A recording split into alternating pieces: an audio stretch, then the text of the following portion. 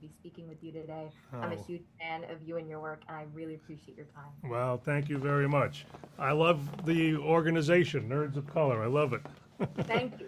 Well, I feel like this film was made for me because I'm Italian and I'm in Queens right now as I'm speaking to you, grew Really? up there. Yeah, so this film was right up my alley, and I really had such a good time with Oh, it. It was good. What town are you in? Where are you? Belrose, Queens. It's on like the border. Yeah, Just sure. grew Yeah. up here. Yeah, sure. Yeah, I'm from Forest Hills is my hometown. Yeah. Well, it thank was you really very a much. cool. I'm glad you identified with it. Yeah, I Yeah. definitely did. And I really love the fact that you not only starred in this film, but you served as the screenwriter, the producer, and first time director for it. What was the most exciting part of that experience for you, and maybe the greatest challenge while you were creating it? Well, my instinct is to say, of course, the directing, Yeah.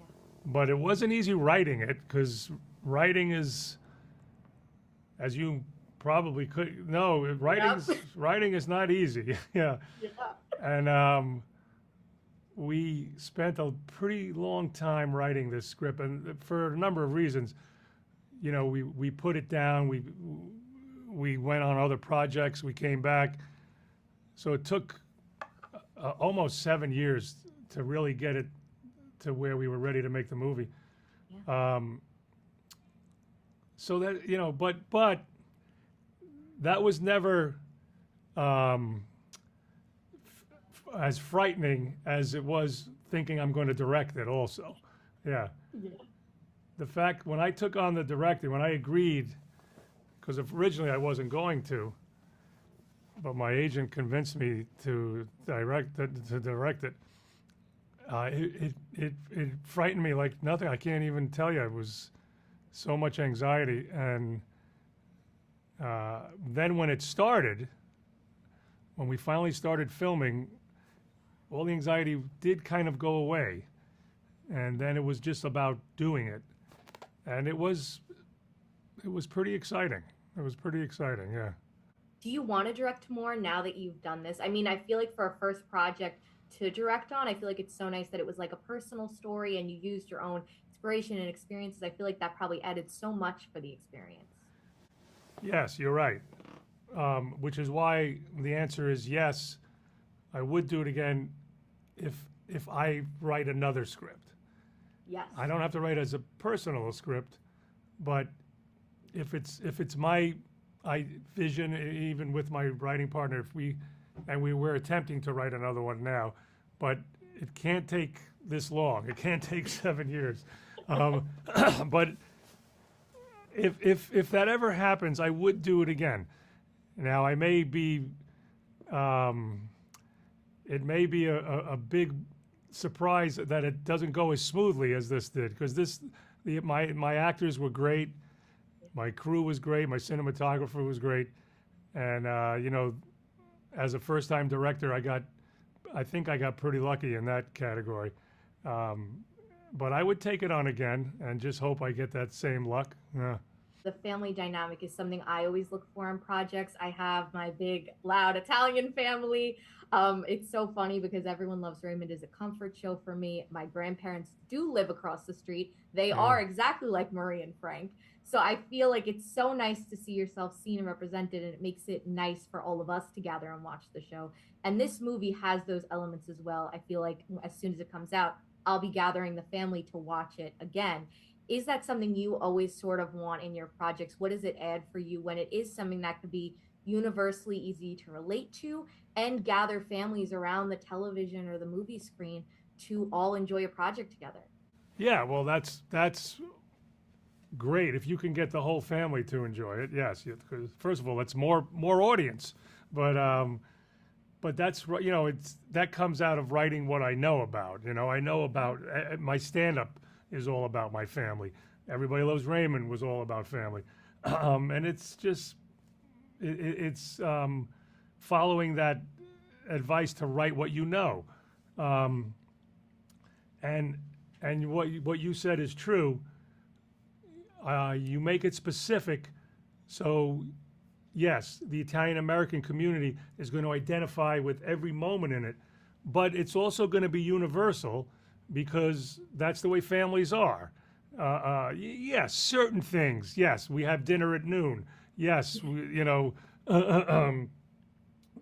have sauce and or gravy. But the core of it, underneath it all, what the families want for each other, and what the mother wants, and what people are afraid of, and the angst and the anxiety they go through.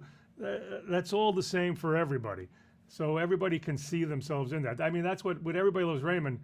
It's amazing how, now that it's overseas and in so many other countries, how many people tell me that that's like, just like you said, that's my mother, that's my grandmother, and they're from cultures all over the world, though. It's a comfort show. It's on every night in my household. A comfort show. And Well, that's good.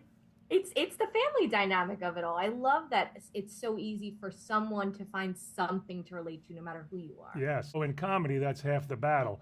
If they see themselves in it, you've done a lot of the work in comedy.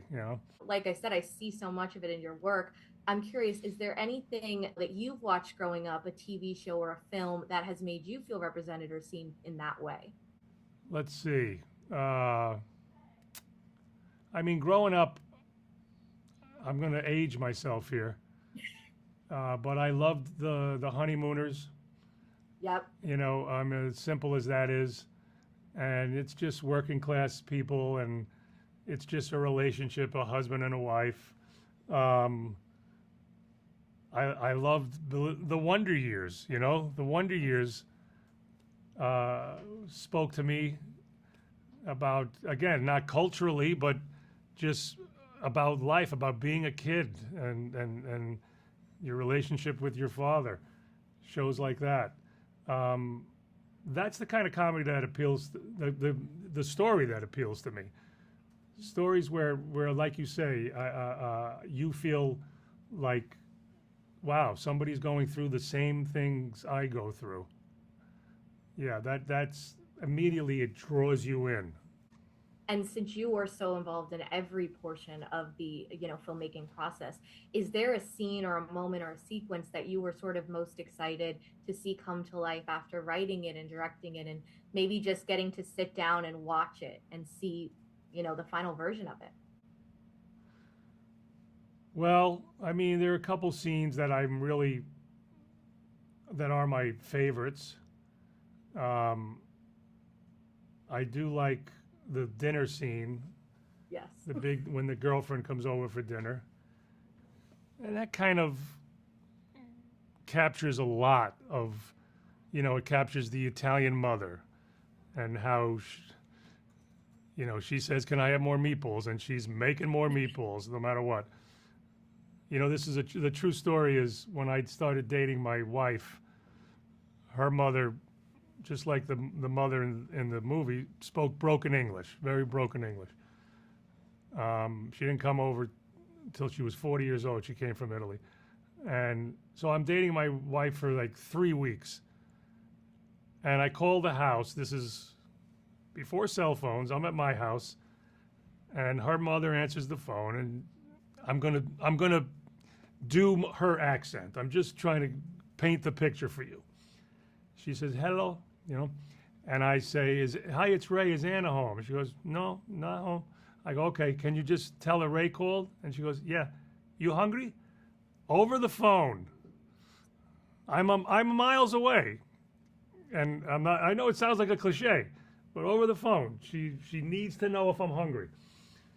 So that, yes, it seems like a cliche, but it's so real.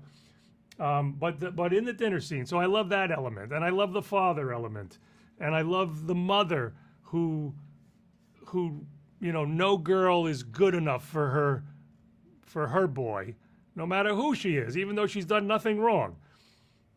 There's a moment where they meet the girl, and they meet her, and she's charming and bubbly, and outside the gym, and then the girl walks away, and the father and the mother, me and Laurie Metcalf, are watching her, and Laurie Metcalf just goes, "Do not effing like her," right?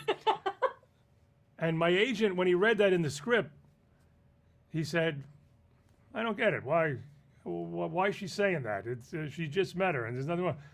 And I say, well, you've never met an Italian mother, or by the way, any mother. Yeah. But that scene, that dinner scene, was kind of the most exciting for me, that it all worked, because there was a lot going on, and it was hard to execute and hard to edit, but it all came together very nicely. Favorite scene of the movie, I have to say. It was like looking in a mirror of my family. Oh, good. So good. Thank you so much again for your time, and it was a real pleasure, and I hope we get to speak again soon. I appreciate it. Thank you so much. Say hi to your family. I will. They were all so excited about this. All right. Bye. Thank you. Boys, professional artists and professors. Maybe a nerd who's just like you, talking about the things that you like too. So I invite you to the NOC. In full color, you see me. The hard knock life. Comics, movies, and TV. Yeah. Pop culture with a different perspective. Watch it on your screen, hit play, so check this.